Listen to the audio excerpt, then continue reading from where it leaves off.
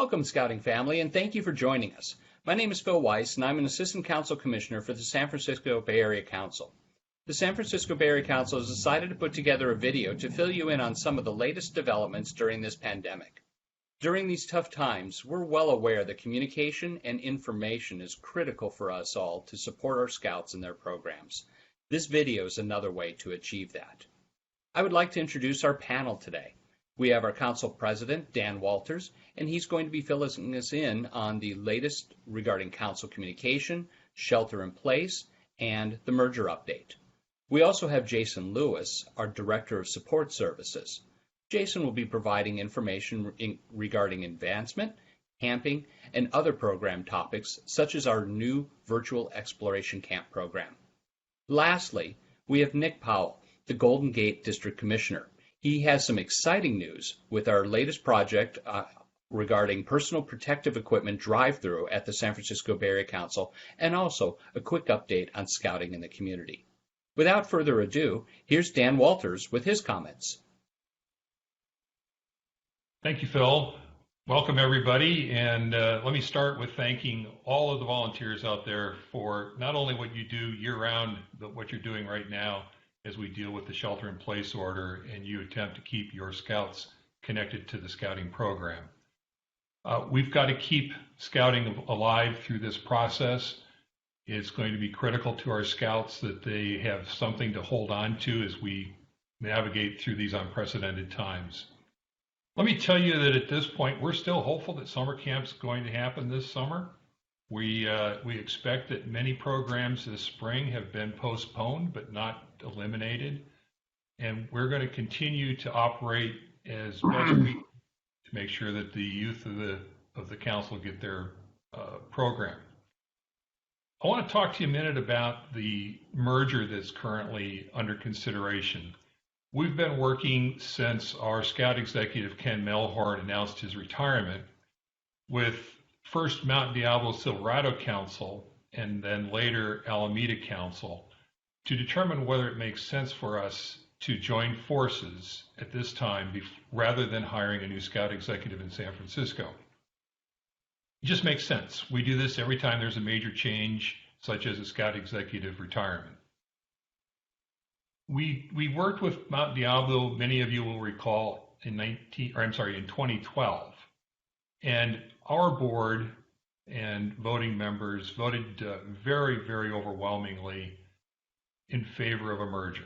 Unfortunately, not all the voting members in Mount Diablo saw it the same way and chose to not continue with the merger process. However, we've continued informal conversations over those 8 years.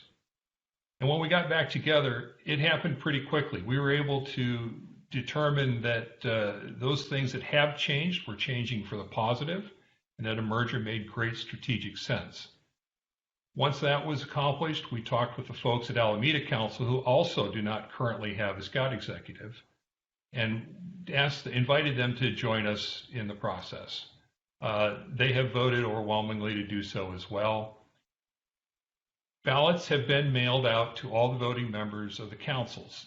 So the individual councils, voting members include the board, the executive committee, the members at large, the national representatives, as well as the chartered organization representatives.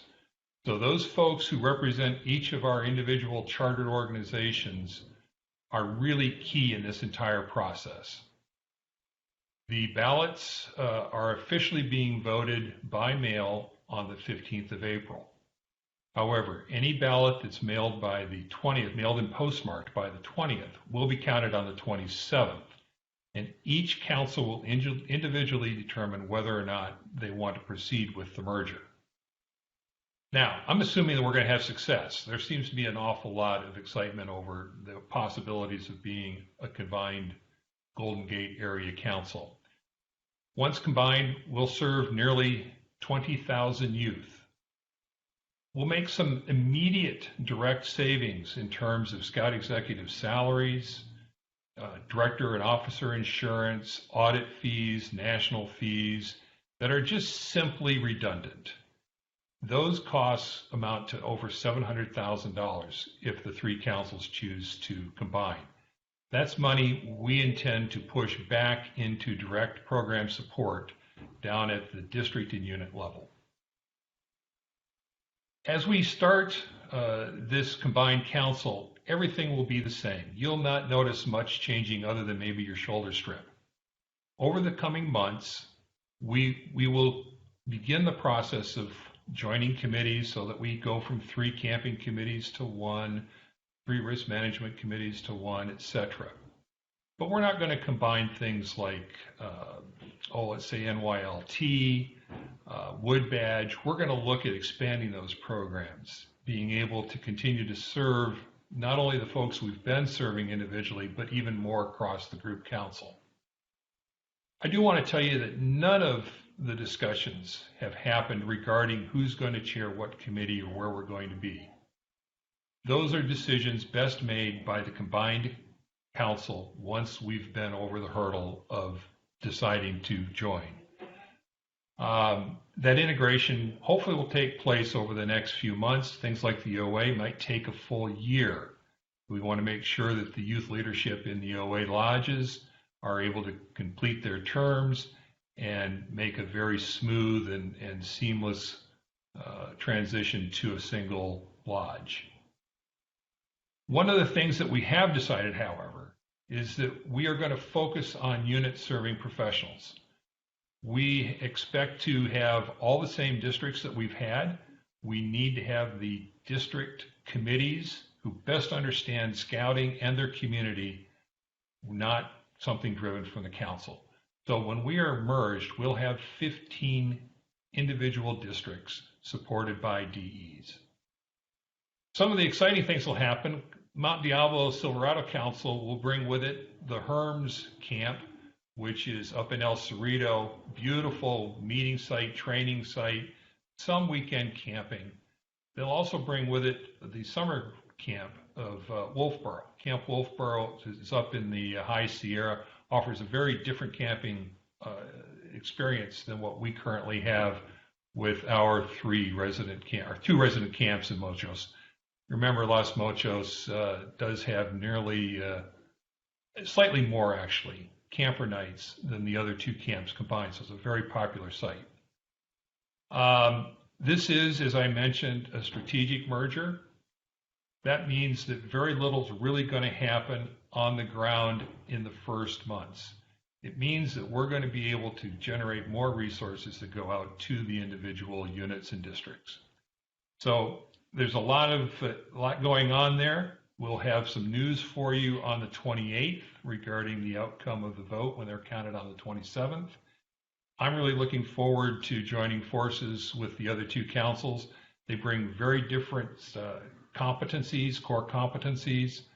We run a great program facility, our program system. They do some really effective forensic scouting. We've got a lot of overlap or intermixing of skills that I think are going to serve us all very well. So with that, let me turn it back over to Phil. Well, thank you, Dan.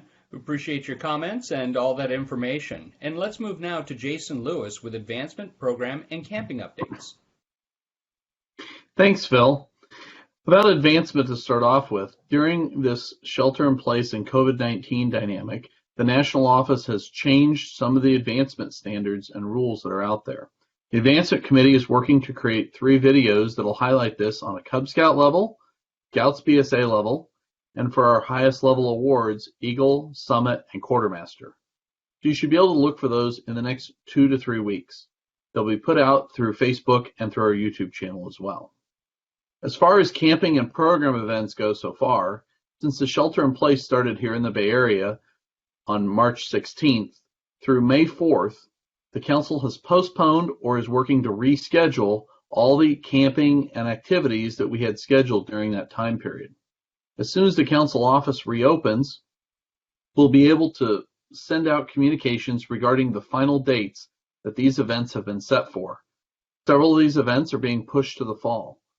Also, these events included some activities that were a once-a-year activity or experience for youth. We're committed to try to provide that experience still so that those youth can participate in it.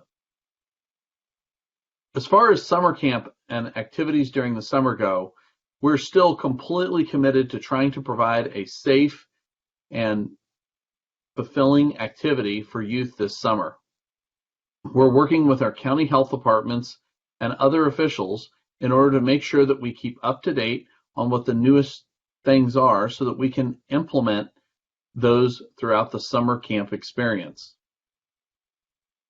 We'll be working with unit leaders later this month as we do virtual pre-camp leaders meetings and release our merit badge signups for summer camp as well. Another thing that we have that we're working on right now is we've had exploration camp that we've held usually during spring break, Thanksgiving break, and Christmas break. We've launched this into a virtual format right now and are offering merit badge earning opportunities 6 days a week on multiple topics throughout this shelter-in-place time period. We hope this will provide a unique and new opportunity for Scouts to work on merit badge requirements during this time period. There's no reason why Scouts need to quit advancing. This is actually an opportunity for them to advance even faster with some of this material that we're providing. I hope that keeps you up to date on some of the camping and program ideas that are going on in the Council. And we'll continue to communicate more with you as we change in the future. Back to you, Phil. Thank you, Jason. Next up, we have our newest District Commissioner, Nick Powell, with Community Service Activities updates. Nick? Thank you, Phil. As mentioned, my name is Nick Powell, and I'm newly recruited to be the Golden Gate District Commissioner. I actually, about 2 months into my role now, and I'm also a leader at Cub Scout Pack 108 at St. Cecilia Parish. I'm here today to talk about a couple of community service activities that the Council is currently working on. One that we're happy to announce today is the Personal Protective Equipment Drive.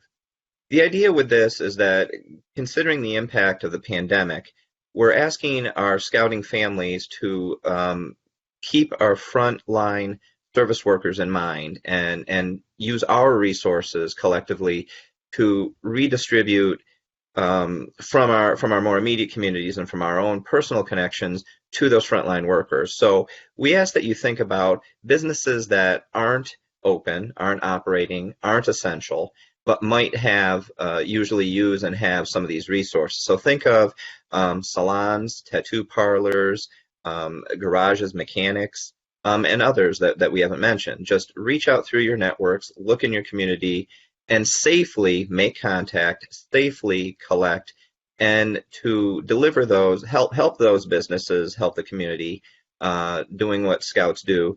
And we're going to collect these at points that have been identified in each of the 5 districts. We're happy to say that these have been identified in all 5. A few are still being worked on, but they've mostly been identified. We're just working on a few details. So let's do our part and help those who are risking their lives every day. If you'd like more information about that, especially with the contact, the drop-off points, contact Dylan Hendrickson. That's the Golden Gate District Executive. His email address is dylan.hendrickson@scouting.org, and his information can also be found on the Council website. Lastly, I'd like to give a quick update on our fall scouting for the community. The Council has secured the date, which is going to be, the collection date is November 14, and again, we've partnered with Channel 7 and the Salvation Army for this very successful collection that we do, again, for our community. Remember, collecting food and clothing that is given to food banks and through the Salvation Army for them to distribute to their partners. So again, we ask all Scouts and their families to help us with this perennial event. Distribution of hangers will occur on Saturday, November 7, and the collection will happen on the following weekend, as always, on Saturday, November 14. So thank you, Phil, and thank you to all the scouting families. And thank you, Nick. This concludes our video segment. We'll be working on more videos that will be found on this YouTube channel and a Facebook page. I believe we'll have, as Jason mentioned, our advancement video updates by the end of this month. We're also working on other pertinent topics, and we'll be providing those as videos as well. Scouting continues at home, and until next time, we'd like to thank you for your continued support. be prepared, be healthy, stay safe. Until we meet again, goodbye for now.